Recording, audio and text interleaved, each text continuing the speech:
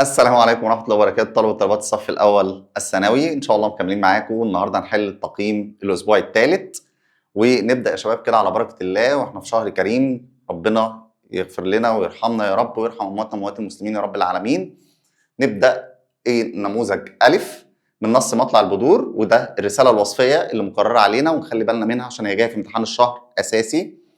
بيقولوا أنا مبتدئ بالديار المصرية لامتزاجي بأهلها وابتهاجي بفضلها واطلاعي على فضائلها واطلاعي بفواضلها ودخولي إليها في خدمة سلطانها وخروجي منها بشكر إحسانها ومقامي فيها أترفرف على محاسنها وأترشف من عذبها وآسنها وأتحلى بعقود جواهرها وأتملى من سعود زواهرها. ميز المعنى الدقيق لكلمة أترشف. أترشف يعني إيه؟ أخد شفطة شفطة، أتمزج كده وأنا بشرب كوباية الشاي بتاعتي. أسبح وأغوص، أنظر إلى محاسنها، أشرب بتمهل وتذوق. هي دي الإجابة الإيه؟ الصح. طيب، من خلال الفقرة ايه السبب الرئيسي لابتهاج الكاتب بالديار المصرية؟ ايه فرحته؟ ليه هو فرحان بالكلام دوت؟ لامتزاجه باهلها واطلاعه على مكانتها الايه؟ العلمية. ايه علاقة الامتزاجي؟ هنا بدأ بايه؟ بلام. اللام دي اسمها لام الايه يا شباب؟ لام التعليل. ولام التعليل هنا يبقى العلاقة على طول ايه؟ تعليل. على ما يدل قول الكاتب أترفرف على محاسنها. سرعة تنقله بين المدن؟ لا. شدة سعادته في رحابها؟ طبعا. خوفه من ان تفوته؟ لا. رغبته في الرحيل؟ العوده؟ لا. يبقى هنا شده سعادته وهو في رحابها. استخرج مصدر الموسيقى في قوله ودخولي اليها في خدمه سلطانها وخروجي منها بشكر احسانها. احنا متفقين ان في البلاغه لما جينا خدنا ودرسنا المحسنات البديعيه اللي بيدي جرس موسيقي الجناس، السجع، الازدواج، التصريع. طيب ده مش شعر وحسن التقسيم، لان التصريع وحسن التقسيم بيجوا في الشعر بس. خلاص، يبقى هنا تعالى كده نقسم. ادي الجمله اهي انتهت هنا بايه؟ سلطانها. طب والجمله الاخيره خلصت باحسانها، نفس النهايه، فده اسمه ايه؟ اسمه ايه يا شباب؟ اسمه السجع، اللي هو اتفاق نهايه الجمل. طيب مش الجمله دي قد الجمله دي؟ فده اسمه ايه؟ في الشعر اسمه حسن تقسيم، ان انا بقسم البيت على مقاطع، انما في النثر اسمه ازدواج. يبقى برافو عليكم كده. ايه مصادر الموسيقى؟ اول حاجه كده الازدواج بين الجمل، اللي هي جمل ايه بقى اللي احنا هنقولها؟ دخولي اليها في خدمة سلطانها وخروجي منها بشكر احسانها. 2 قلنا في ايه؟ السجع. السجع بين ايه؟ بين كلمتي سلطانها وكلمة ايه؟ احسانها. كده انا طلعت ايه؟ مصادر الموسيقى. طيب، قلت تعكس الفقره سمه من سمات الرسائل الوصفيه. الرساله الوصفيه ايه اللي بيميزها عن الرسائل الديوانيه والاخوانيه والدينيه؟ ان هي بتعبر عن شعور الكاتب، بتعبر عن شعور الكاتب. كنت بقول لك اشمعنى الشعراء هم اللي بيعبروا عن نفسهم؟ ليه احنا كمان ما نعبرش عن نفسنا؟ فبداوا يستخدموا الرسائل الوصفيه. فهنا اتميزت بايه؟ تعبير الكاتب عما يدور في احاسيسه. قال الشاعر: فلسنا على الاعقاب تدمى كلومنا. كلوم هنا يعني جروح، كلهم هنا بمعنى الجروح. ولكن على أقدامنا تقطر الدم يعني على أقدامنا تسيل الدماء. يبقى هنا في الناس دي إيه؟ عندها إيه؟ عندها شجاعة. عندها إيه؟ شجاعة. فدي كناية عن إيه؟ عن صفة الشجاعة والإقدام. بيقول ما حضر من الفضلاء إلا. عندي إلا، يبقى أنا لازم أعرف نوع الأسلوب. هنا في ما، يبقى منفي. طب شيل ما وشيل إلا. حضر من الفضلاء، مين اللي حضر من الفضلاء؟ عالم، يعني دي هتبقى ناقص منفي. طالما ناقص منفي يعرب حسب موقعه، يعني الكلمه دي هتعرب ايه؟ فاعل. اللي فاعل عندي عالم، هي اللي مرفوعه. يقدر الناس العلماء غير المتكبر فهو ينتقص مكانتهم. اعرب كلمه غير. احنا اتفقنا ان اللي بعد غير مضاف اليه. طب انا عشان اعرف غير هعتبر ان غير مش موجوده والا مكانها. يقدر الناس العلماء، هنا الاسلوب تم ايه؟ تم مثبت. وطالما تم مثبت يبقى الكلمه دي هتتعرب مستثنى منصوب، فهي غيرها تسرقها، يبقى اسم منصوب على الايه؟ على الاستثناء. بيقول انصرف الحاضرون عدا اباك. املا الفراغ مستثنى من الاسماء الخمسه.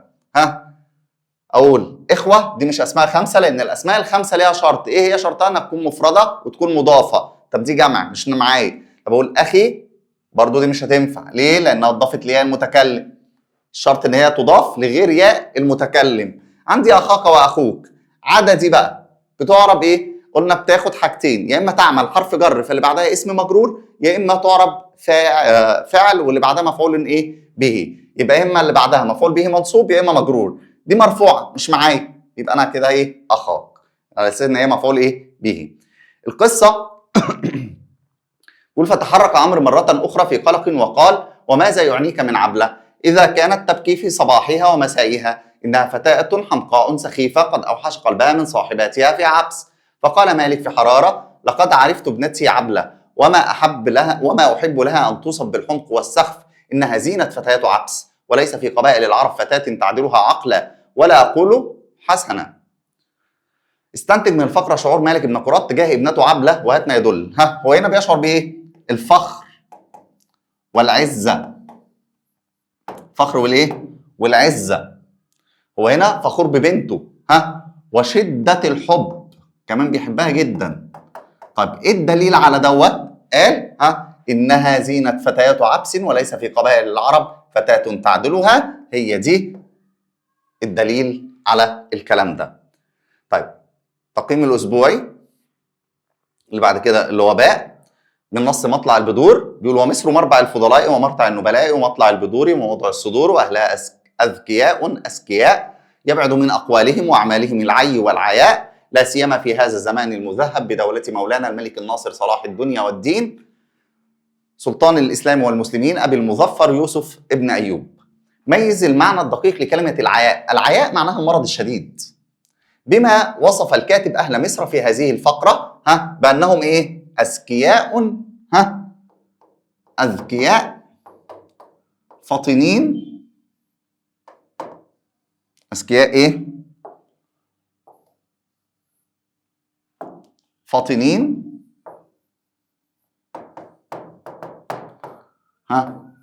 طاهري النفس. طاهري الإيه؟ النفس، نفوسهم طاهرة.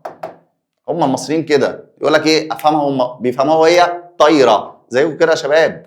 المصري لازم يعتز بنفسه، طالما المصريين تعتز بنفسها تمام. مفيش مصري غبي، كلنا اذكياء الحمد لله، بس احنا ما بنحبش نسيب حاجه لايه؟ لحد، محدش ياخد ايه مننا حاجه غصب عننا، اسيبها لك بمزاجي. وصف الزمان بالمذهب يوحي بايه؟ الرقي والازدهار. يوحي بالرقي والايه؟ والازدهار. اللون البياني في الزمان المذهب، هو الزمان بيذهب بحط عليه ذهب؟ لا، يبقى دي استعاره ايه؟ مكنيه.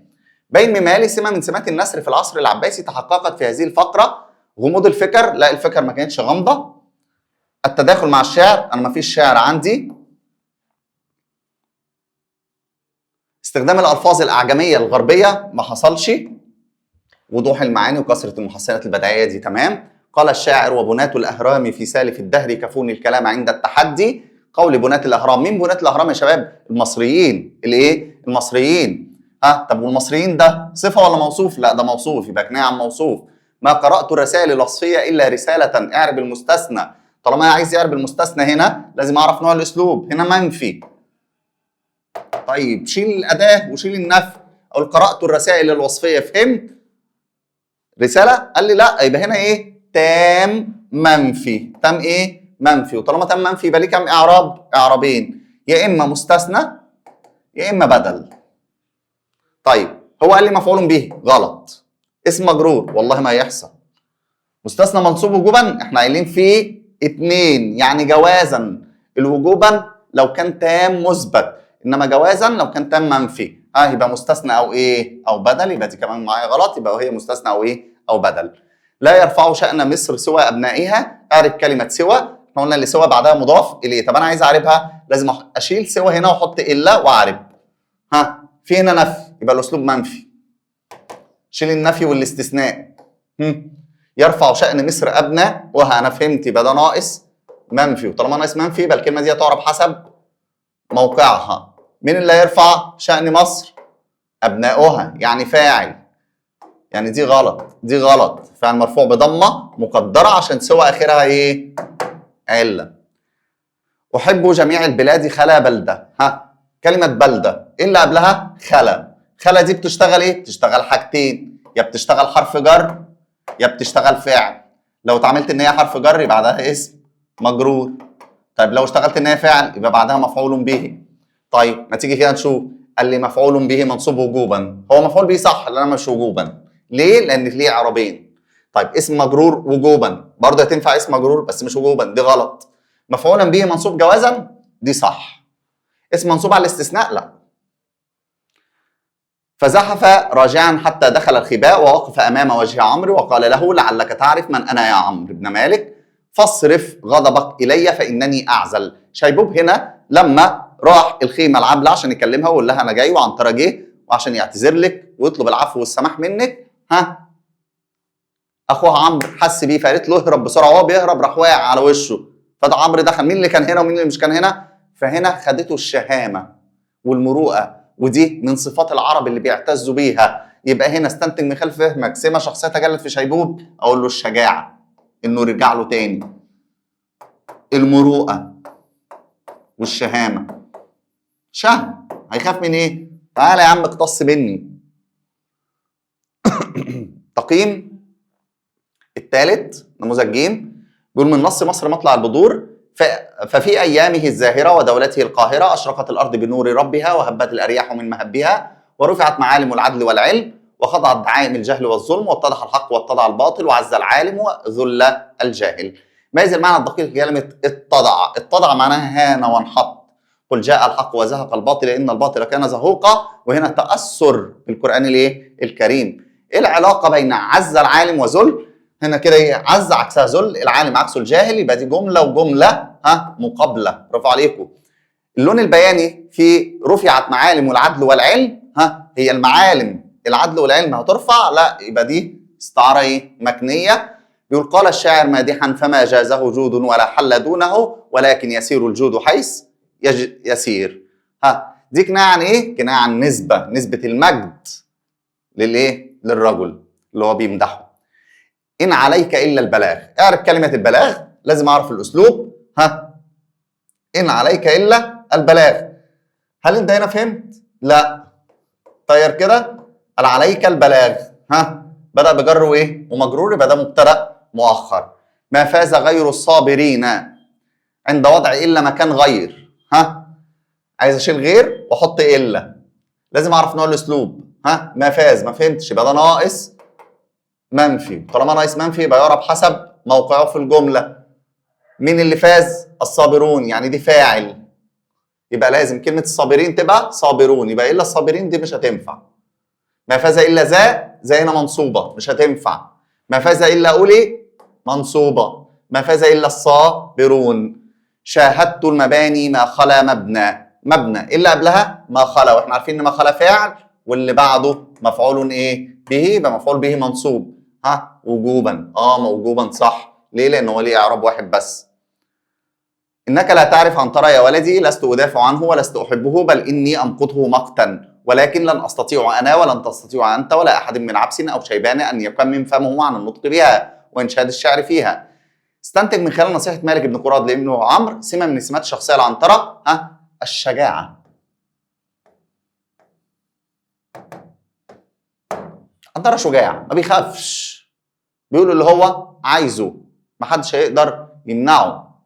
مين ده اللي يقدر يقف قدام فارس عبس؟ يبقى هنا في ايه؟ شجاعة. وبكده نكون انتهينا من حل التقييم الثالث، وان شاء الله اول ما ينزل التقييم الرابع ان شاء الله هتلاقوه عندنا على طول على القناة. تابعونا والسلام عليكم ورحمة الله وبركاته.